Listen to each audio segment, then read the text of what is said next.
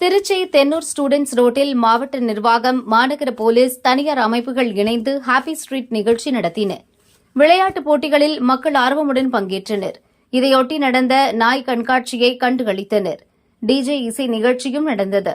சிறியவர் முதல் பெரியவர் வரை அனைவரும் இசைக்கு ஏற்ப உற்சாகமாக ஆடிப்பாடி மகிழ்ந்தனர். ஹாப்பி ஸ்ட்ரீட் நிகழ்ச்சி புத்துணர்வு தருவதாக பங்கேற்றவர்கள் கூறினர்.